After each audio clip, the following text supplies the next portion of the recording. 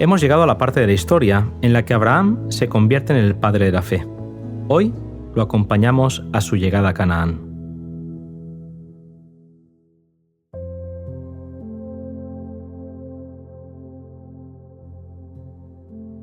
Abraham volvió a Canaán riquísimo en ganado, en plata y oro. Siendo que Lot estaba todavía con él, la prosperidad que los dos gozaban ponía en peligro su relación, puesto que los pastos no eran suficientes para el ganado de ambos y había frecuentes disputas entre sus pastores. Tendrían que separarse, y aunque Abraham era mayor que Lot y superior a él en parentesco, riqueza y posición, le ofreció al sobrino escoger su tierra. Frente a las muchas familias e iglesias que se dividen por preferencias y derechos personales, Abraham propuso que no haya ahora altercado entre nosotros dos, porque somos hermanos. Los hijos de Dios forman una sola familia en todo el mundo, y debe guiarlos el mismo espíritu de amor y concordia. Amaos los unos a los otros con amor fraternal, en cuanto a honra, prefiriéndoos los unos a los otros. Es la enseñanza de nuestro Salvador. El espíritu de ensalzamiento propio es el espíritu de Satanás, pero el corazón que abriga el amor de Cristo poseerá esa caridad que no busca lo suyo. Aunque Lot debía su prosperidad a su relación con Abraham, no fue agradecido y no le correspondió dándole a él la oportunidad de escoger. Alzando la mirada, Lot escogió la llanura del Jordán, que era fértil como el huerto de Jehová. También había ciudades ricas y hermosas que invitaban a hacer provechosas ganancias mediante el intercambio comercial en sus concurridos mercados. Ofuscado por sus visiones de ganancias materiales, Lot pasó por alto los males morales y espirituales que encontraría allí. Los habitantes de aquellas ciudades eran malos y pecadores, pero Lot ignoraba eso, o si lo sabía, le dio poca importancia. Después de separarse de Lot, Abraham recibió otra vez la promesa del Señor de que todo el país sería suyo. Alejado de las ciudades, vivió una vida sencilla y patriarcal, siendo honrado por los pueblos vecinos como príncipe poderoso y un caudillo sabio y capaz. Su fidelidad hacia Dios fue inquebrantable, en tanto que su afabilidad y benevolencia inspiraban confianza y amistad, y su grandeza sin afectación imponía respeto y honra. Abraham no retuvo su religión como un tesoro precioso que debía guardarse celosamente y pertenecer exclusivamente a su poseedor. La verdadera religión no puede considerarse así, pues un espíritu tal sería contrario a los principios del Evangelio. Los hijos de Dios son sus representantes en la tierra, y Él quiere que sean luces en medio de las tinieblas morales de este mundo. Esparcidos por todos los ámbitos de la tierra, en pueblos, ciudades y aldeas, son testigos de Dios, los medios por los cuales Él ha de comunicar a un mundo incrédulo el conocimiento de su voluntad y las maravillas de su gracia. Las pruebas soportadas pacientemente, las bendiciones recibidas con gratitud, la mansedumbre, la bondad, la misericordia y el amor manifestados habitualmente son las luces que brillan en el carácter ante el mundo y ponen de manifiesto el contraste que existe con las evidencias que proceden del egoísmo del corazón natural. Abraham, además de ser rico en fe, noble y generoso, inquebrantable en la obediencia y humilde en la sencillez de una vida de peregrino, era sabio en la diplomacia y valiente y diestro en la guerra. Cuando el rey de Elam, Kedorlaomer, marchó sobre la tierra de Canaán para someterla, las ciudades de la llanura sucumbieron y entre el rico botín y muchos prisioneros también estaba Lot y su familia. Cuando la noticia llegó a Abraham, se alistó para la batalla con 318 de sus siervos y sus aliados Mamré, Escol y Aner. Cuando cayeron sobre sus enemigos, lograron una rápida victoria, puesto que los encontraron sin preparar para el sorpresivo ataque. El rey de Elam fue asesinado, y Lot y su familia, con todos los demás prisioneros y sus bienes, fueron recuperados y un rico botín de guerra cayó en poder de los vencedores. El triunfo en la batalla fue atribuido a la visión y la valentía de Abraham, lo cual le dio aún mayor influencia entre las tribus de la región. Cuando volvía de su hazaña, salió a su encuentro Melquisedec, rey de Salem, quien trajo pan y vino para alimentar al ejército. Como sacerdote del Dios Alto, bendijo a Abraham y dio gracias al Señor, quien había obrado tan grande liberación por medio de su siervo, y le dio a Abraham los diezmos de todo. Aquel episodio interrumpió la apacible vida de Abraham, que veía que el heredero prometido no llegaba. En una visión nocturna, Abraham oyó otra vez la voz divina: «No temas, Abraham, yo soy tu escudo, y tu recompensa será muy grande». Abrumado por su realidad, Abraham expresó su duda creyendo que no tendría hijo natural, sino que su siervo Eliezer lo heredaría todo. Entonces Dios lo llevó fuera de su tienda y le dijo que mirara las innumerables estrellas que brillaban en el firmamento. Y mientras lo hacía, le fueron dirigidas las siguientes palabras: «Así será tu descendencia». Creyó Abraham a Dios y le fue contado por justicia. Dios pactó con su siervo y lo hizo empleando las formas acostumbradas entre los hombres para la ratificación de contratos solemnes. En conformidad con las indicaciones divinas, Abraham sacrificó una novilla, una cabra y un carnero, cada uno de 3 años, dividió cada cuerpo en 2 partes y colocó las piezas a poca distancia la una de la otra. Añadió una tórtola y un palomino, que no fueron partidos. Hecho esto, Abraham pasó reverentemente entre las porciones del sacrificio e hizo un solemne voto a Dios de obediencia perpetua. El texto nos dice que se quedó al lado de los cuerpos para que no fueran profanados o devorados por las aves de rapiña. Al atardecer, se durmió profundamente y el temor de una gran oscuridad cayó sobre él.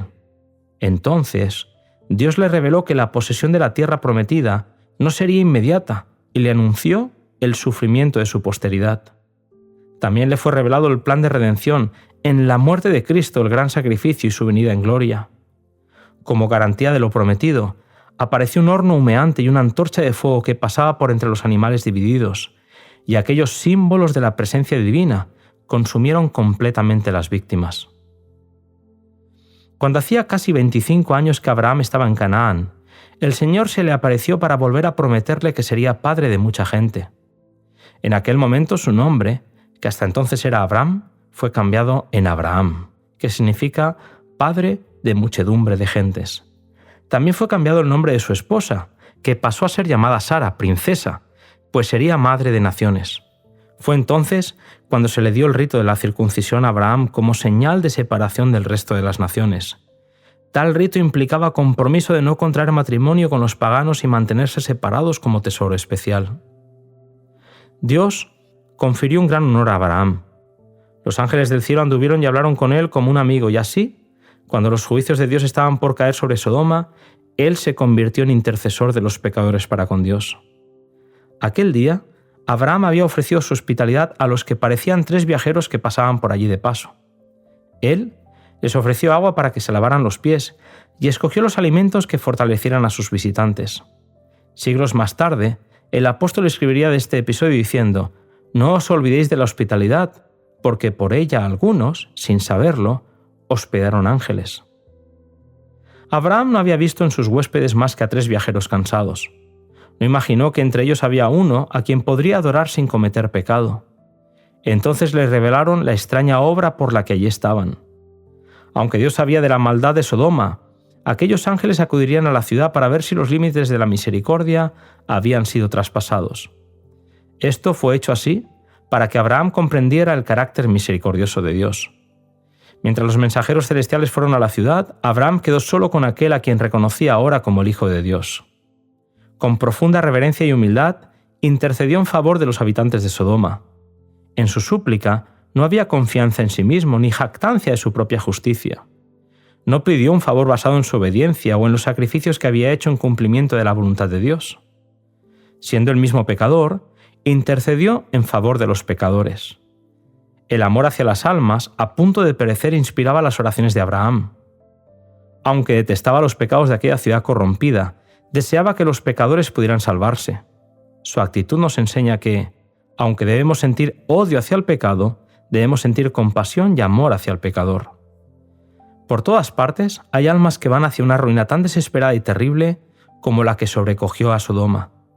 Cada día termina el tiempo de gracia para alguno. Cada hora, algunos pasan más allá del alcance de la misericordia.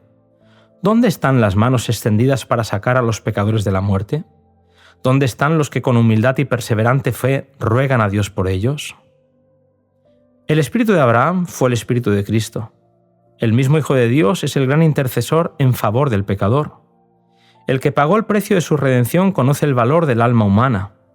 En la agonía de la crucifixión, él mismo, cargado con el espantoso peso de los pecados del mundo, oró por sus maltratadores y asesinos. «Padre, perdónalos porque no saben lo que hacen». El padre de la fe fue llamado amigo de Dios. Él educó a su familia en el temor de Dios. Para preservar el conocimiento de Dios, trató de construir una barrera contra la idolatría tan generalizada y arraigada de aquel entonces. Él sabía que la familiaridad con el mal corrompería insensiblemente los sanos principios que convertían al Dios viviente como único objeto del culto. Su propio ejemplo, la silenciosa influencia de su vida cotidiana, era una constante lección. La integridad inalterable, la benevolencia y la desinteresada cortesía que le habían granjeado la admiración de los reyes se manifestaban en el hogar. Había en esa vida una fragancia, una nobleza y una dulzura de carácter que revelaban a todos que Abraham estaba en relación con el cielo. No descuidaba siquiera al más humilde de sus siervos.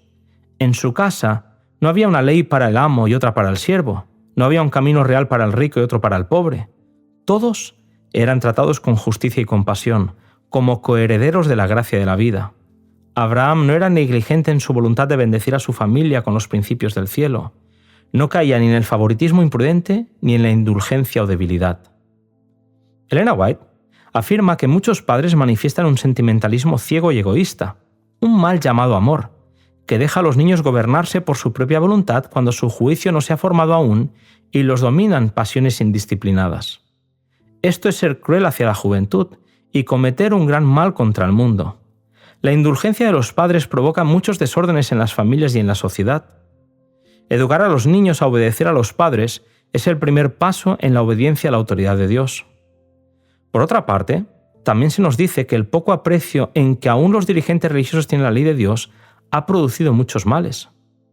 La enseñanza tan generalizada de que los estatutos divinos ya no están en vigencia es, en sus efectos morales sobre las personas, semejante a la idolatría. Ignorar la ley divina y sus santos preceptos, aun en el mundo religioso, ha ocasionado que la depravación se haya arraigado y extendido tanto. Tanto los padres como los ministros necesitan reformarse, necesitan a Dios en sus hogares. Si quieren ver un estado de cosas diferente, han de dar la palabra de Dios a sus familias y tienen que hacerla su consejera. Solo las familias que enseñan a sus hijos a respetar la Biblia como palabra de Dios tienen un fundamento para hacer frente a los sofismas de la incredulidad y el escepticismo que se aproxima. Al igual que los patriarcas de la antigüedad, los que profesan amar a Dios deben levantar un altar al Señor en todo lugar en el que se establezcan. Si alguna vez hubo un tiempo cuando todo hogar ha de ser una casa de oración, es ahora. Los padres y las madres tienen que elevar sus corazones a menudo hacia Dios para suplicar humildemente por ellos mismos y por sus hijos. Que el padre, como sacerdote de la familia, ponga sobre el altar de Dios el sacrificio de la mañana y de la noche, mientras la esposa y los niños se le unen en oración y alabanza. Jesús se complace en morar en un hogar tal. Un hogar piadoso bien dirigido constituye un argumento poderoso en favor de la religión cristiana, un argumento que el incrédulo no puede negar. Hay hogares donde se pone en práctica este principio, hogares donde se adora a Dios y donde reina el amor verdadero. El Dios del cielo habla a todo padre fiel por medio de las palabras dirigidas a Abraham. Yo sé que mandará a sus hijos y a su casa después de sí, que guarden el camino de Jehová haciendo justicia y juicio, para que haga venir Jehová sobre Abraham lo que ha hablado acerca de él.